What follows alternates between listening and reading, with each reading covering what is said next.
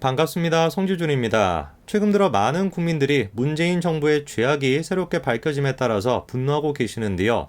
다른 게 아니라 연평도 공무원 피격 사건의 진실이 무엇인지 이제서야 밝혀졌기 때문입니다. 내용은 사실상 간단하게 말씀을 드리면 2020년도에 내용은 사실상 간단하게 말씀을 드리면 북한이 대한민국 국민을 피격했음에도 불구하고 문재인 정부에서 조직적으로 나서서 해당 사건을 은폐하고 감추려고 했다. 이게 그 사건의 전모입니다. 저는 그런데 이번에 연평도 피격 사건의 진실이 밝혀지면서 분노했던 또 다른 사람이 한 사람 더 있습니다. 바로 김제동 씨인데요. 요즘 들어서 김제동 씨가 정치적인 발언은 최대한 자제하고 자기의 본업으로 돌아가시는 것 같은데, 그런데 문제가 뭡니까? 지금까지 자기가 엎질러 놓은 물이 너무 많다라는 것이죠.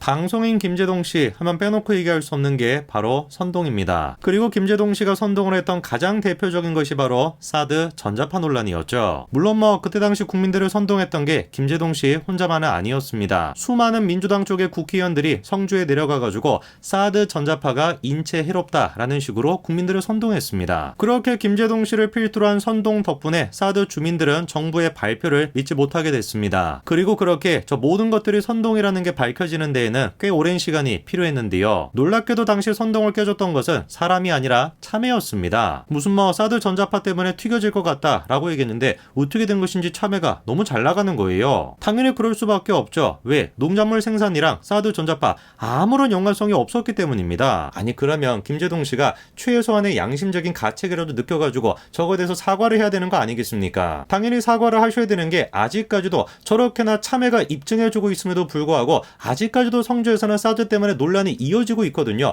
그러면 당연히 김제동 씨가 나와가지고 사과를 해야죠. 그리고 최근에 문재인 정부의 만행이 추가적으로 밝혀지지 않았습니까? 보니까 자기들도 알고 있었습니다. 사드 전자파가 인체에 아예 무해하다라는 거 자기들도 알고 있었어요. 그 정도가 어느 정도였냐? 정부가 정한 인체 유해 기준치의 2만 분의 1이었습니다. 이게 문재인 정부의 실체인 것이죠. 국민들에게 정말로 필요한 정보라고 할지라도 자신들의 정치적인 목적을 위해서 그거를 조직적으로 은폐하고 감추는 거, 그게 문재인 정부의 실체입니다. 그런데 우리가 문재인이 됐거나 민주당 쪽에 있는 사람들한테 사과해라 이렇게 요구할 수 있겠습니까? 그 사람들이 들어먹겠습니까? 전혀 들어먹지 않죠. 그런데 김제동 씨는 민주당 쪽에 있는 사람이 아니잖아요. 그런 정치인이 아니지 않습니까? 그러면 최소한 양심이 있다라고 한다면 저 문제에 대해서 사과를 하셔야죠. 사드 전자파 문제 저것뿐만 아니라 이번에 발생한 연평도 사건 이것 또한 마찬가지로 김제동 씨가 입장 표명을 해야 됩니다. 왜냐? 과거에 김제동 씨가 박근혜 정부를 상대로 뭐라고 주장을 했었습니까? 그다음 조선일보는 이렇게 썼습니다. 세월호의 아이들을 구하지 못한 것이 대통령의 책임이냐? 그 책임을 묻는 것이 옳으냐? 그 초헌법적인 초법률적인 발상이다 이렇게 썼습니다. 맞는 얘기죠. 조선일보 얘기가 틀린 게 하나도 없습니다.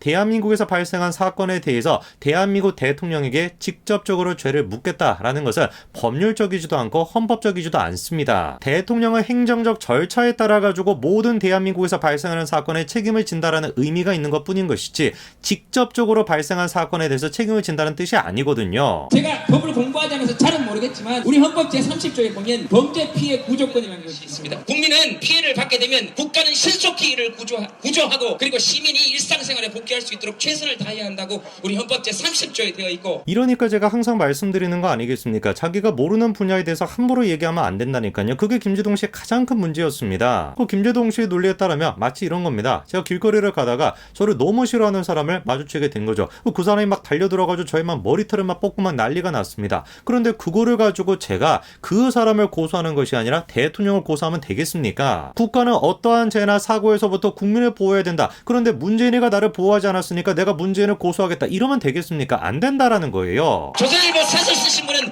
언제든지 반론이 있으시면 모시기 바랍니다. 모든 헌법학자들 동원하고 모든 변호사들 동원하더라도 우리가 함께 모여서 진짜 법이 무엇인지 알려줍시다. 멀리 갈 거 없고요. 제가 대신 알려드릴게요. 헌법 전문가라고 불리는 사람들이 어떤 의견을 가지고 있는지 제가 대신 알려드릴게요.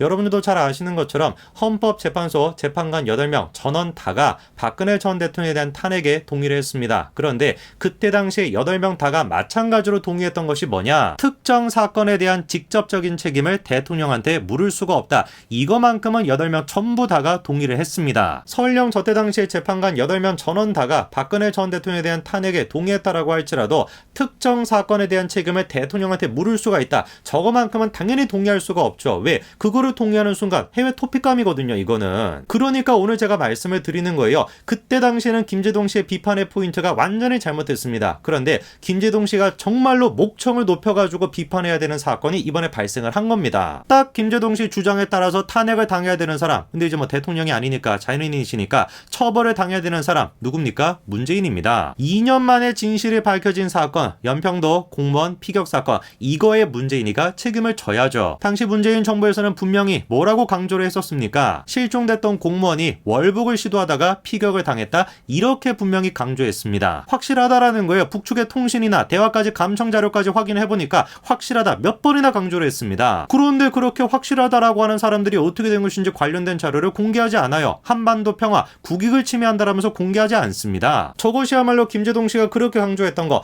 헌법에 따라가지고 국가 그리고 대통령은 국민의 안전과 생명을 책임져야 된다. 그거를 지금 정면으로 위반하고 있는 거 아닙니까? 그리고 그게 윤석열 정부가 들어서가지고 드디어 진실이 밝혀지게 됐죠. 그렇게나 강조를 했었던 월북, 뭐라는 거예요? 사실이 아니라는 겁니다. 해경뿐만이 아닙니다. 군 또한 마찬가지로 이번에 뭐라고 실토를 했습니까? 자기들이 청와대의 지침을 하달받고 입장을 바꿨다라는 거예요. 상식적으로 생각해 봤을 때 문재인 정부는 뭘 했던 겁니까? 자국민에게 발생한 사건을 조직적으로 은폐하려고 했던 것입니다. 당시 사건과 관련된 시간대별 일지를 보면은 더 기가 막힌데요. 제일 처음 신고가 접수가 됐던 게 9월 21일이었습니다. 그리고 다음날 오후 6시 36분에 문재인은 서면으로 관련된 내용을 보고받습니다. 그리고 기가 막히게도 그렇게 보고를 받고 난 뒤에 문재인은 뭘 강조합니까? 평화에 대해서 강조를 합니다. 그리고 연달아 9.19 정신을 훼손했지만 위반한 것은 아니다, 이러면서 또 북한을 두둔합니다. 그리고 실종 신고가 이루어지고 난 뒤에 3일 정도 시간이 지나서 드디어 NSC가 개최되게 되는데요. 이미 저거 자체가 늦게 개최를 했던 것인데 문재인은 뭐라고 있었습니까? 아카펠라 공연을 보고 있었습니다. 그리고 정말 우리를 분노케 하는 것은 따로 있습니다. 당시에 군은 22일 오후 3시 30분쯤에 실종자의 정황을 확인했었는데요. 그리고 실종자에 대한 피격 사건이 발생했던 것은 그로부터 7시간 정도 시간이 지났던 오후 10시쯤이었습니다. 놀랍게도 그런데 군 당국뿐만 아니라 청와대조차 그 시간 동안에 실시간으로 정황이 전파됐음에도 불구하고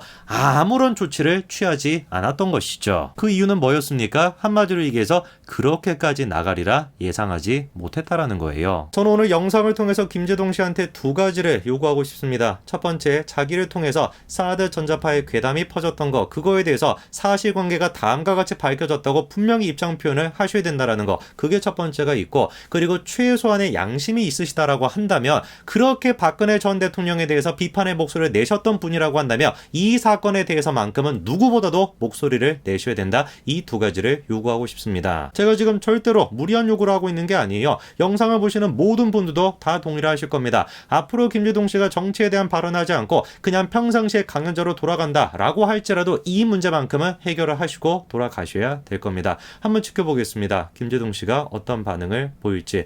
여기까지 말씀드리겠습니다. 감사합니다.